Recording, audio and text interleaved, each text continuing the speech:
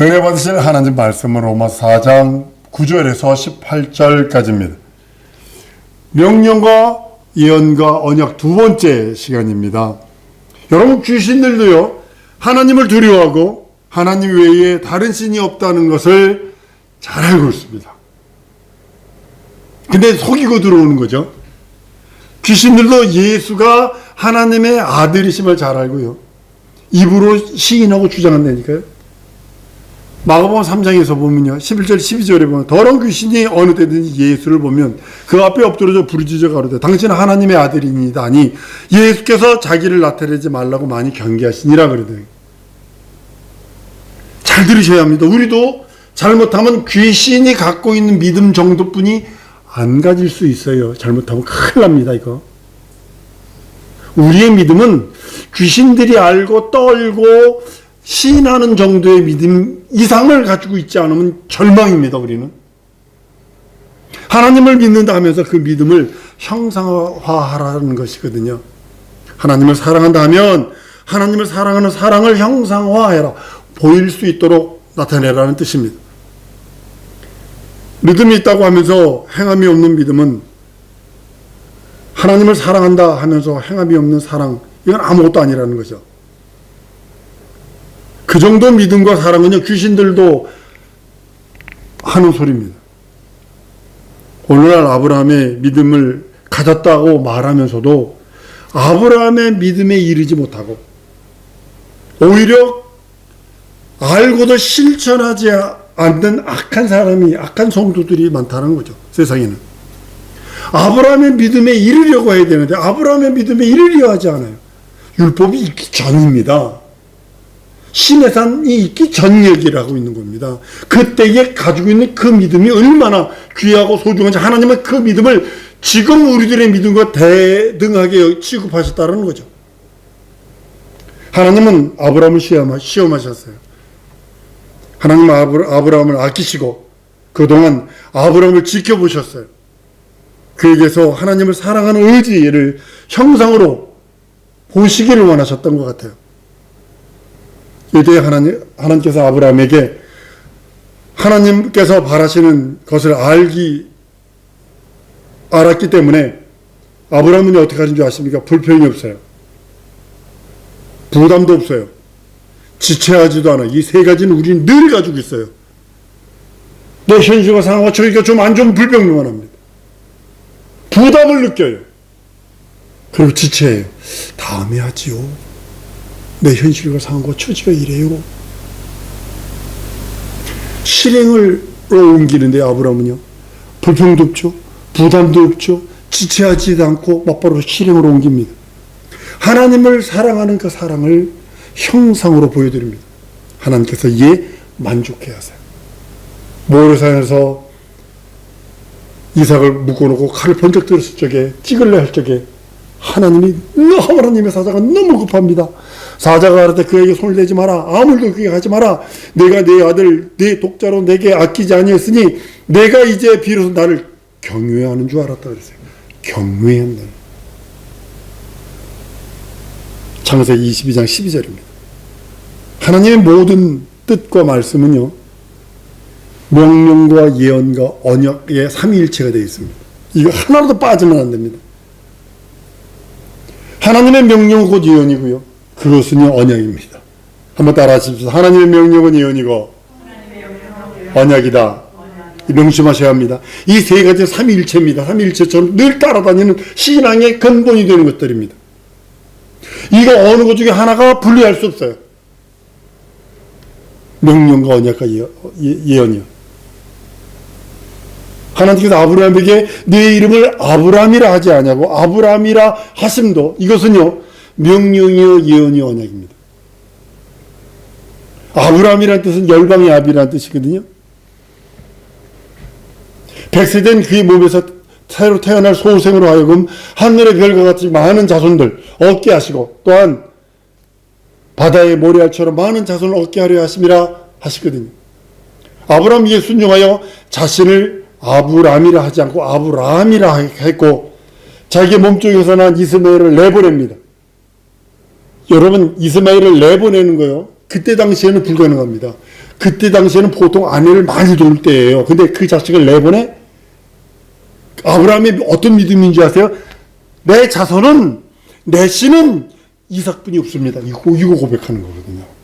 이거 무서운 소리입니다. 아브라함이 어마어마한 믿음을 주께 보이는 겁니다. 이렇게 한 것이 아브라함의 믿음이거든요. 그 씨로 인해서 하늘의 별과 같이 바닷가에 모래알 같은 자손이 있으리라 하신 말씀을 이루어질 줄 믿고 의심하지 않았다는 거죠. 이삭을 제물로 드리고 모리아 산에 올라갔을 때 그 종들에게 이릅니다. 말합니다. 넌 여기서 기다리라. 내가 이 아이와 함께 내게로 돌아오리라. 믿음의 말에 번제로 드릴 아들이거든요. 근데 종들에게는 이 아이와 함께 가서 제사 드리고 이 아이와 함께 돌아오겠다고 고백합니다. 이때 아브라함은 아이 이삭이 거기서 죽임을 당할 확신이 있었어요. 죽임 당하는 걸 알고 있었어요. 번제니까. 근데 또 하나는 뭐가 있냐면 그 아이가 다시 살아서 돌아올 것을 확신했다는 거죠. 이 믿음이거든요. 아브라함 믿음은 의심하지 않았어요. 의심 자체가 존재하지 않았어요. 이는 하나님이 자에게 명령하신 하나님의 말씀을 믿었기 때문입니다. 하나님이 내게 하신 말씀을 믿으면 의심하지 말아야 합니다. 그 아이 이삭에게서 하늘의 별과 같이 많은 자손이 나오리라 하신 말씀을 의심하지 않고 믿었기 때문에 자기 이름을 아브라함이라고 늘 고백한 것처럼 의심하지 않았어요. 이삭이 죽으면 내 이름, 열국의 아버지라고 하는 열국의 아버지라고 하는 이름이 잘못된 것을 알기 때문에 하나님은 반드시 그것을 이루신다고 믿었어요. 자기 이름을 하나님이 말씀하신 예언으로 삼았어요. 그날 우리까지 언약으로 믿었고요. 인내로 기다리고 자기가 죽었으나 죽는 날까지 그 믿음을 포기치라고. 이게 믿음이거든요. 이게 믿음이거든요. 자기가 죽는 날까지 그 믿음을 포기치라나. 여러분들이 누구를 위해서 자식들을 위해서 기도하고 누구 후손들을 위해서 기도했다 하십시다. 죽는 날까지 그 믿음을 포기치 마세요. 그 기도를 포기치 마세요. 반드시 이루어집니다. 이와 같이요. 하나님의 말씀은 어떤 말씀이든지 세 가지입니다. 명령과 예언과 언약. 한 번 더 따라 하십니다. 하나님의 말씀은 어떤 말씀이든지 명령이요, 예언이요, 언약이다. 믿으셔야 합니다. 예수라는 이름도요. 명령이고 예언이고 언약입니다. 이스라엘이라는 이름도요. 명령이고요. 예언이고요. 언약입니다. 중풍병자에게 소재 안심하라 내 죄 사함 받았느니라 하신 그 말씀 자체도 명령이고 예언이고 언약입니다. 하나님의 태초에 빛이 있으라 하신 말씀도 명령이고 예언이고 언약입니다. 하나님의 모든 말씀에 능치 못함이 없다. 우리들이 늘 붙들고 있는 말씀 중에 하나입니다. 이 말씀도 명령이고 예언이고 언약입니다. 이와 같이 말씀을 받았을 때, 여러분과 내가 말씀을 받았을 때도 아브라함은 하나님의 말씀하신 그것을요 명령으로 받아 순종하고, 한번 따라 하나님의 말씀을 명령으로 받아 순종하고 예언으로 그 말씀은 이루어질 것을 믿고 의심하지 않고 언약으로 확신해서 자손에게 유산으로 내려주자. 명심하지. 아브라함이 그런 믿음을 갖고 있었잖아요. 하나님의 말씀을 받았는데 그 말씀이 명령으로 받아 순종합니다. 즉시 부담도 없어. 아주 그냥 꺼리낌도 없어. 의심도 안 해. 그대로 순종하는 겁니다. 그 예언의 말씀이 이루어질 것을 확신하고 믿고 의지하고 의심하지 않았어요. 언약으로 확신해서 자손에게 그것을 유산으로 인내로 기다리며 자손들에게 물려줍니다. 명령을 순종하는 거예요. 하나님의 명령을 순종하는 겁니다. 예언은 믿어야 하는 겁니다. 믿고 의지하는 겁니다. 언약은 인내로 기다리는 겁니다. 내 눈에는 안 보여도, 내 눈에는 안 보여도, 내 눈에는 안 보여도 오늘날 하나님의 모든 말씀을 명령으로 받아 순종하면 이루어집니다. 예언으로 하나님의 말씀을 의심 없이 믿고 의지하는 겁니다. 언약으로 받았다면 인내하고 기다려야 합니다. 근데 우리는 인내가, 우리나라 민족이 빨리빨리 민족이기 때문에 인내로 기다리는 걸 잘 못해요.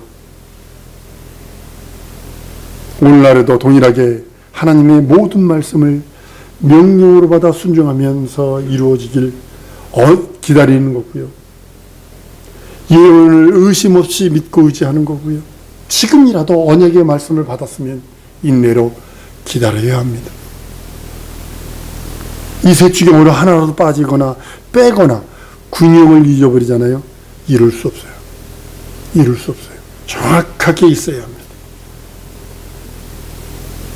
하나님이 하라 하신 말씀은 명령으로 예언이고 언약으로 받아 순종하고 믿고 끝까지 기다리는 겁니다. 내 때에 안 이루어지면 내 후손 때에 이루어질 거니까. 전 이렇게 믿고 있습니다. 전 제가 어려서 기도한 거 하나님이 보여주신 그 모습, 그대로 다 이루어지고 있는 모습을 봅니다. 이거 초등학교 4학년 때, 5학년 때 얘기입니다. 하나님이 하라 하신 것을 명령으로, 예언으로, 언약으로 받아 순종하고 믿고 끝까지 기다리는 겁니다. 설령 내가 기도한 거 잊어버릴지언정 의심하지 말자는 거죠. 이런 믿음을 가진 이스라엘을 세우시고 싶어 하신 것이 하나님의 의도요, 하나님의 뜻입니다. 광야에 나온 이스라엘을 자기 백성으로 자기와 간격이 없이 믿고 순종하고 기다리는 주는 아브라함의 의와 같은 믿음을 가진 아브라함의 자손이 되게 하려 하시는 것입니다. 그리하여서 하나님께서 모세를 통해서 시내 산에서 율법을 이스라엘에게 주셨는데 율법의 근본은요, 사랑이거든요. 사랑이거든요. 많은 사람들이요, 성도들이 실수하고 있는 게 그거 같아요. 사랑이란 말을요, 구제나 선행으로만 생각을 해요. 근데 이게 첫 번째 사랑이란 단어는요, 첫째는 하나님과의 관계를 둔 거거든요. 하나님을, 성경은 그래요. 누가복음 10장에서 율법사에게 그럽니다. 물어봅니다. 서기관들에게 물어봅니다.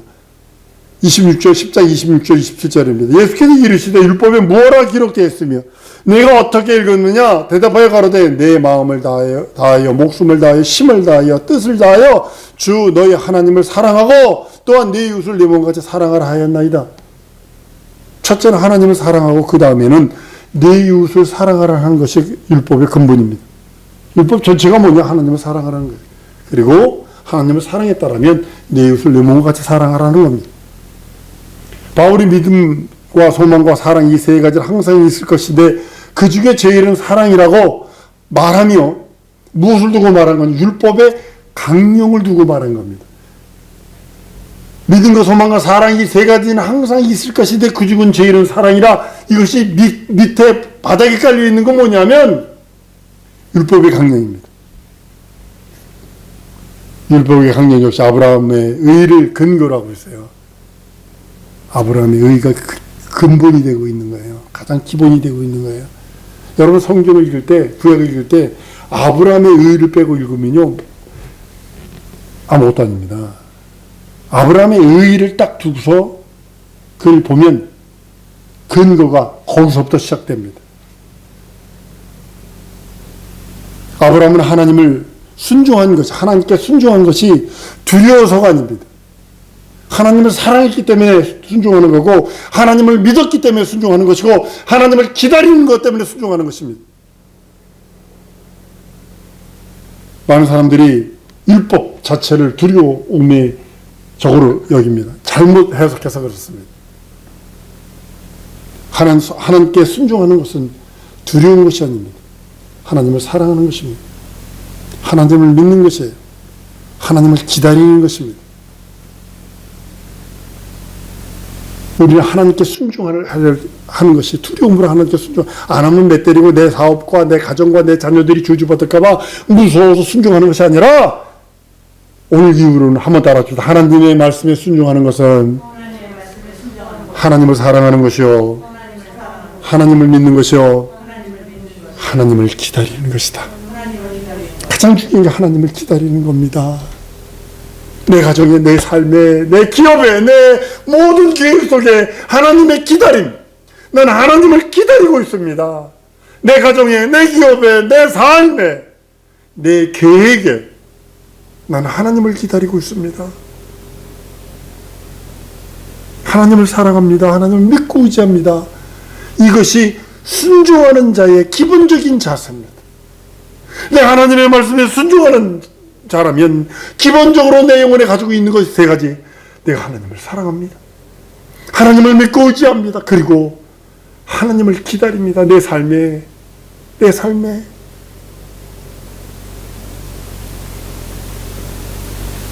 비록 있는 것을 다 내어주어 남을 구제하고 심지어 몸을 불사르는데 내어줄지라도 그것이 자기의 의무라고 여겼다면 그 사람 자유 없는 거예요. 자기 몸을 불타는데 내어줬는데 그것이 내 의무야. 목사의 의무야. 성도의 의무야. 자유 없는 거예요. 성도는 자유를 명령하고 있는데 결코 존재함이 없다고 그러는데, 여러분, 사랑은요 의무가 아니에요. 자유지. 한번 따라합니다. 사랑은 의무가 아니라 자유다. 자유는 여러분 의무가 아니라 사랑이거든요. 명심하셔야 합니다. 부모가 자식을 의무로 사랑하십니까? 물론 책임과 의무가 있어요. 아니거든요. 자유스럽거든요. 자유한 거거든요. 자기 자식은요 매 때릴 수 있어요. 미국서요 부모가 자식 때리면 고발한다고 그러잖아요. 그거 남의 아들이 남의 애니까 못 때리는 거예요. 그 자기 자식 그냥 백인집 보니까요 허리띠 뽑아가지고 때리더라고요. 잘못되니까. 미국에는 빗자루가요 우리처럼 긴 빗자루가 아니에요. 여기 한 요 정도 돼가지고요 여기 솔이 달렸어요. 그걸 딱 뒤집대요. 애를 아빠 무릎에 딱 엎어놓지 그대로 그걸로 그냥 엉덩이를 두들겨 패더라고요. 안 때려? 친자식이 아니니까 못 때리는 거예요. 그리고 고발해버리지. 네가 네 아버지야? 이러면서 때리는. 그러니까 고발해서 그렇지. 친자식이 잘못대로 가는 길로 가면 두들겨 팹니다. 사랑하니까.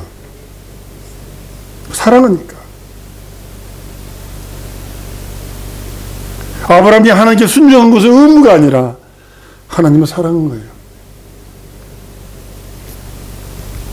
순종은 다시 한번 여러분들에게 고백합니다. 의무가 아니라 사랑입니다. 한 번 더 따라했습니다. 순종은 의무가 아니라 사랑이다. 순종은요 사랑을 형상화하는 것입니다. 순종이 뭐냐?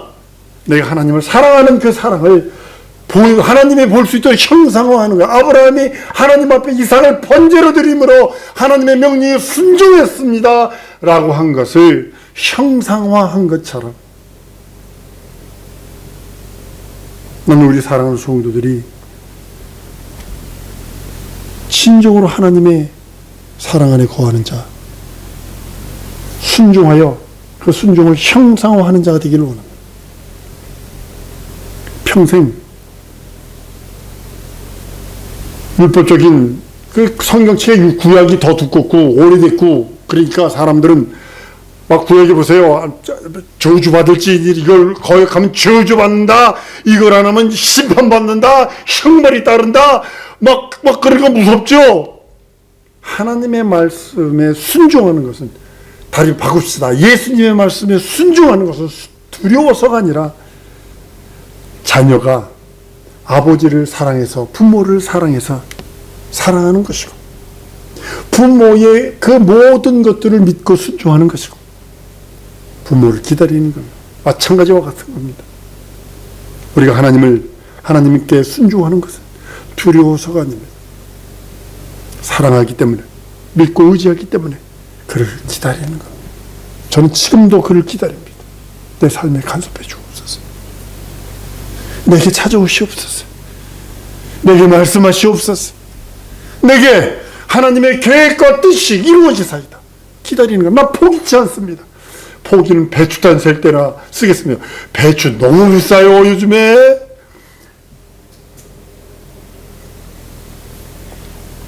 나는 하나님을 사랑하는 것이 의무가 아니라 자유로운 자로서, 자유자로서 하나님을 사랑하는 것이고, 자유는요, 의무가 아니라 사랑이기 때문입니다. 이 시간에 우리 기도하십시다. 하나님, 내가 하나님을 사랑합니다. 하나님 믿고 의지합니다. 하나님을 기다립니다. 하나님의 말씀 순종하겠으니 내 심령 속에 하나님을 사랑하는 마음을 더욱 주옵시고, 내게 믿음을 더하시고, 내가 내 삶 속에 하나님을 기다리고, 내 삶과 계획과 모든 것 속에 하나님을 기다리오니 역사해달라고. 우리 다 같이 통성으로 기도하십니다.